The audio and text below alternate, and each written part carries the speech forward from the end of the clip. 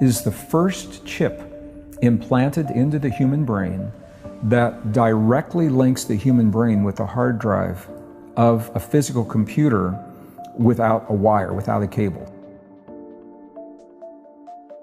We have the biology that allows us to do already, we have this, what those chips are allowing us to do.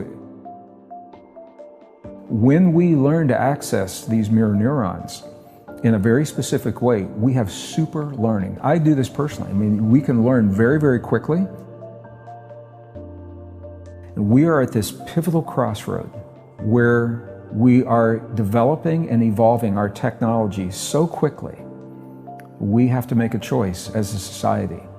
How much of our power will we give away to the machines? How much of it sounds like a science fiction movie? Where do those movies come from? This is consciousness in those movies asking us to explore how much of ourselves do we want to give away. And here's a perfect example, Elon Musk. Elon Musk has developed a new company called Neuralink. And his philosophy is, and I'm not slighting him for this, because this is the way society learns, this is the way science learns, by pushing the boundaries. And Elon Musk is a brilliant man, he's pushing those boundaries. And I think he'll push them until he has pushed back from society. Neuralink is the first chip implanted into the human brain that directly links the human brain with the hard drive of a physical computer without a wire, without a cable. So it's like Bluetooth technology. It's beyond Bluetooth, but you can think of it that way. Right. So what he's saying is, if you can't beat the machines, join them. He said, let's interface, let's become one with these machines. Right. So what do you think about that? So they have the chips that can be implanted into the brain, and I mean, think about what's happening. These are silicon chips that have contact points that are interfacing with human neurons. My personal feeling is it's a mistake. My personal feeling. I believe it's a dangerous path, and I also believe it's an unnecessary path, because we have the biology that allows us to do already, we have this, what those chips are allowing us to do if we awaken that biology. The Matrix is the perfect example of this. In the movie The Matrix, the people who were awakening into the new reality, when they needed to learn something quickly, they had a port at the base of their skull, and they would physically plug a cable into a computer, a hard drive, and they could download and learn programs very quickly. We have the ability to do right now through what are called mirror neurons. Interestingly, mirror neurons are a specialized class of neurons in the human brain that don't know the difference between watching an experience and having the experience. So when we already know this, for example, this is why you can lie on your couch on a Sunday afternoon watching a soccer game or a golf tournament or whatever. You're lying down, but you're watching this and your heart's racing, your muscles are tense, you might be perspiring, you might be, breathing heavy, but you're just lying there. I mean, if you think about that, it makes no sense. Your mirror neurons think you're the one on the field. Right, which is why we watch. It is. And these are very powerful neurons, and they're also powerful in addiction. This is why pornography, for example, is so powerful. It's so addicting, because when someone witnesses those images with the mirror neurons, it triggers the oxytocin and the same dopamine, the same very addictive chemistry, because the brain doesn't know the difference between watching and having the experience. So these are the bad things that we hear. The good things that we don't often hear is because the brain doesn't know the difference. When we learn to access these mirror neurons in a very specific way, we have super learning, Brian. We can learn. So I do this personally. I mean, we can learn very, very quickly.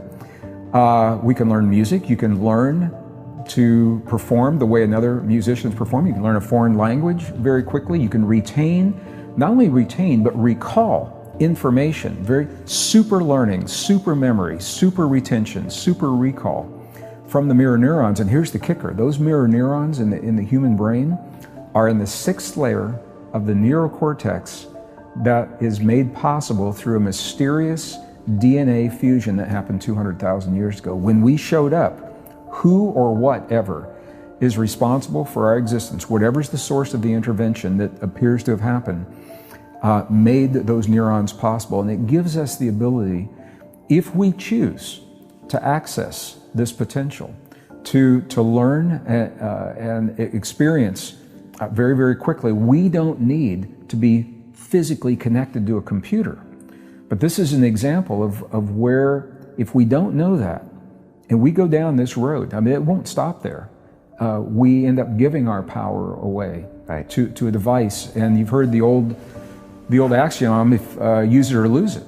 And we run, I think, the risk of becoming a species where we begin to lose this tremendous, beautiful potential. And we are losing parts of that already, because we're no longer kind of learning the same way and pushing our brains to learn languages. It's all there on Google Translate. Ask the young people today to solve a mathematic problem without the use of a phone or a calculator. Yeah.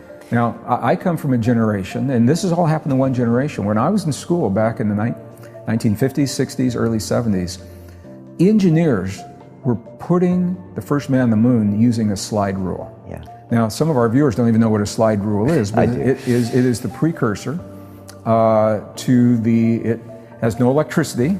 It is a gadget that looked like a ruler that had a slide that you could use to move and correlate certain numbers. And this is the way engineering happened in World War II, the atomic bomb. This is how we solved our problems.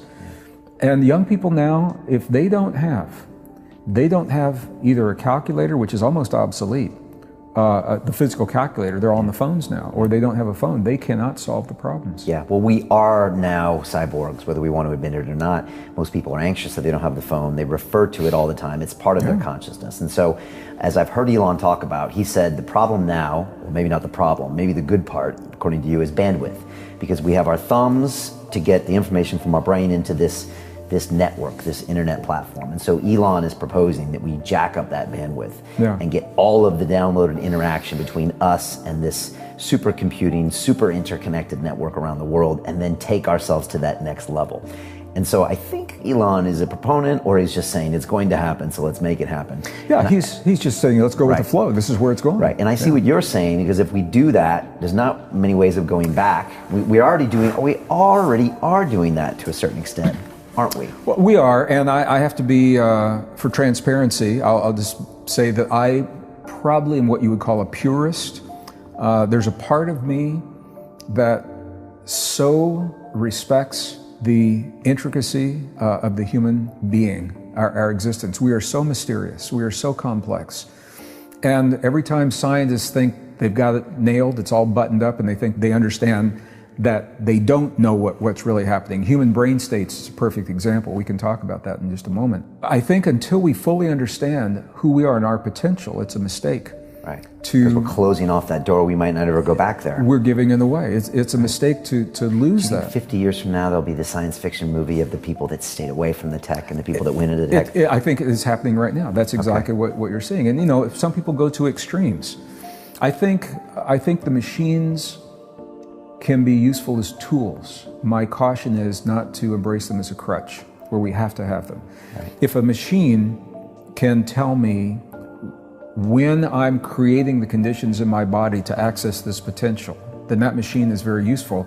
Once I understand that, I can toss the machine away. I don't need the gadget, because now I know who I am. If I feel like I need the machine to take me to this place every time, so I have a bad day or I'm a little stressed, and I say, I got to hook up to my machine, you know, my PC, and run this app to tell me when I'm in the right brain state or whatever, the right heart state or whatever it is. And I think that's where we run the risk, and we have to be conscious. We have to be conscious and cautious as we do this. I'm tripping on a little bit because I wanted to go back. I'm not slighting Elon Musk. He is of a different generation than we are. He's an entrepreneur. He's done amazing things. He sees potential, and he says, let's explore this potential.